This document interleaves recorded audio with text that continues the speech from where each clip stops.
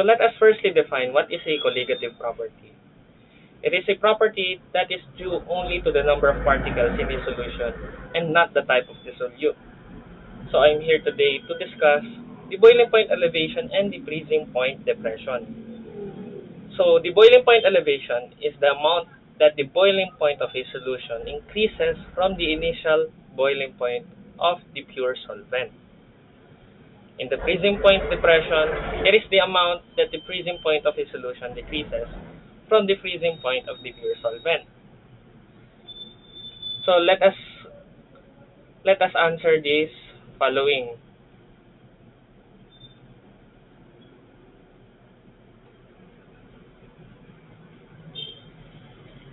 So seawater is around 3.5% by weight dissolved solids, almost all being NaCl or sodium chloride. So we need to calculate the normal boiling point of seawater. So I've already written this equation for the boiling point of the problem. So delta T is equal to I, or the Van Hoff factor, times its boiling point constant times its molality. So firstly, our first step is we look at the given and we need to determine the variables that we need to find. So here, we need to calculate the normal boiling point of seawater. So here's our X. Our I is 2. So in calculating the Van Hoff factor,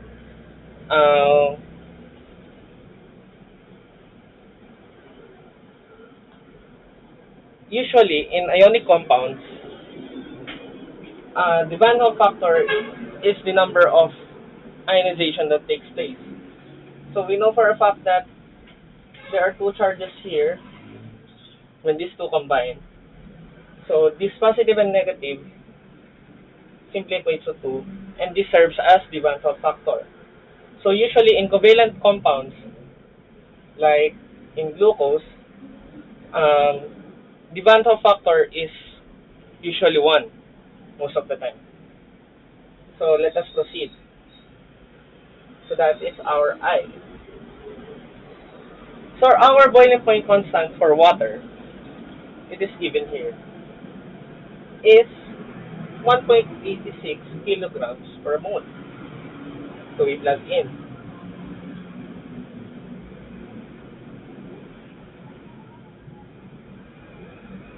So you're wondering, what is the molality? Pero ito na yung given. So, sa 3.5%, we divide it by 100 grams of the total solution. So, if we calculate that, we get 3.5 grams of the NaCl. So, meaning, sa 100 grams, i-minus na natin to kasi we will assume that the solution itself is 100 milliliters or 100 grams. So we get 96.5. So 100 minus 3.5, we get 96.5 grams of H2O. With that in mind, we can proceed on calculating the molality of the solution. So, firstly, molality is the numbers of solute divided by its molar mass. So, 3.5 grams of NaCl divided by 58.5 grams per mole. So, we need to look at the periodic table. Alam niyo naman kung paano mag-calculate ng ating molar mass. So, if we calculate that, we get around 0.598 moles. It is not yet done. Kuha na natin yung moles ni NaCl. So, to get the molality of the solution itself, the moles of NaCl, 0.598 mole NaCl divided by the grams of water. So if we convert 96.5 grams into kilograms, we get around 0.0965 kg.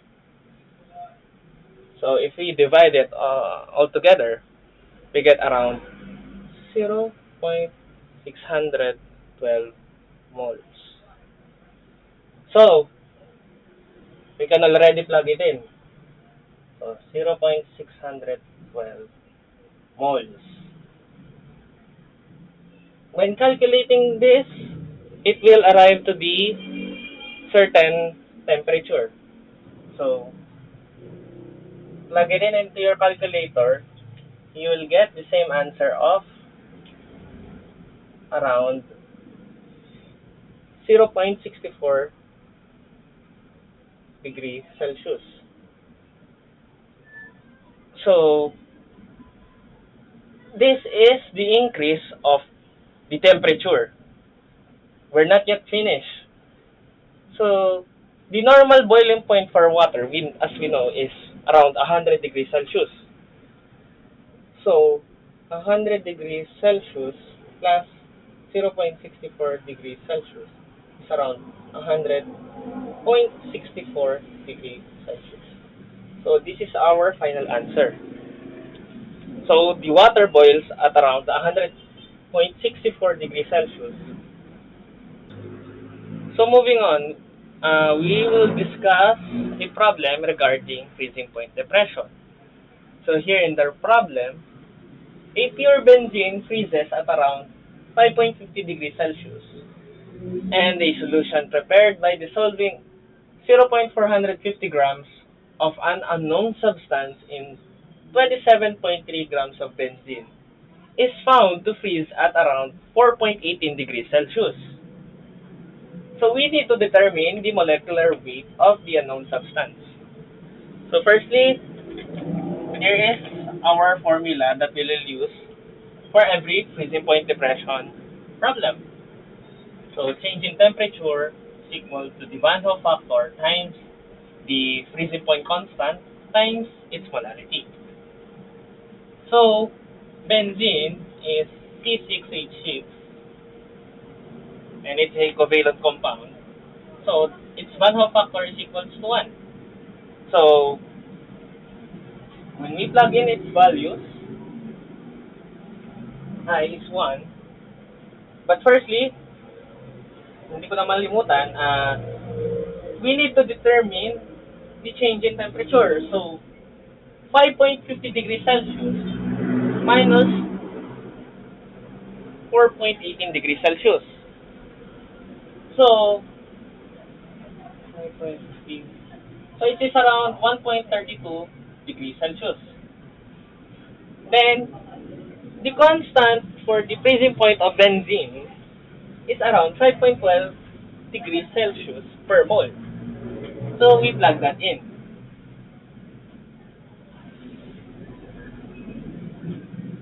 So now, what is our M? Given na meron na tayong 27.3 grams ng benzene. So alam natin na siya yung nasa baba natin. We need to convert it into kilograms. So 0.0273 kg. But, hinahanap natin ang molecular weight ng unknown substance. So it will serve as X at the moment.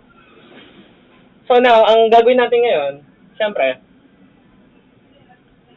we multiply.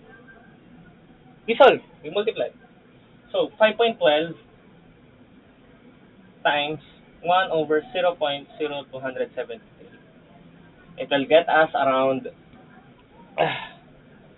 187.5458 degrees Celsius per mole. So, given na yan, and yun, may X na tayo. Yung cross-multiply lang. Actually, hindi. 1 over that. So anyway, yeah. Isolate naman natin si X para makuha natin si mole ng substance. So we will just simply divide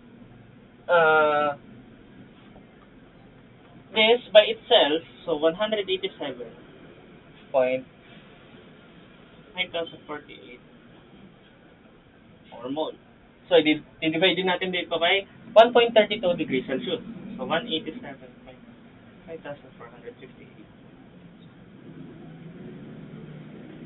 So, ang makukuha nating value dyan is around 0.007038 mole. So, given ang ating mole. So, now, aalamin natin kung ano yung kanyang molecular weight, no, anong substance.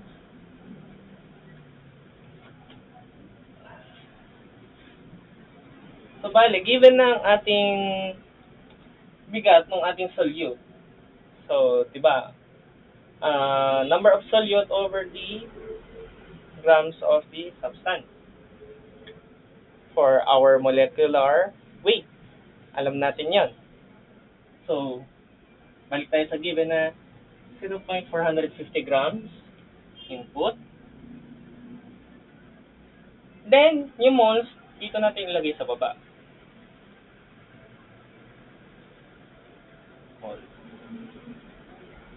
So, ang makukuha natin dyan, pag divide natin ito, it is around 63.9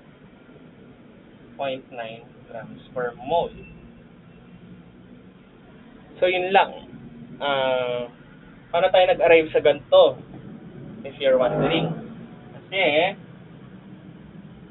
ito siya.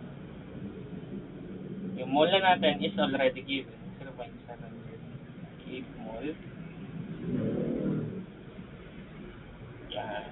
Tapos 0.450 grams. So, lipat lang. So, dito si X. Kaya, i-divide natin yung pinaka-moles. So, yun. Yun lang. Kung nagtataka kayo, bakit biglang i-divide natin dun sa nakuha natin kanina.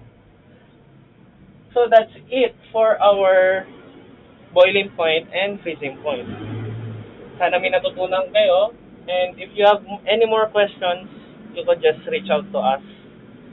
And to me, feel free to ask questions. Okay? Kung may naguluhan sa inyo, tanong lang kayo sa akin. Maraming salamat. And good luck sa Friday.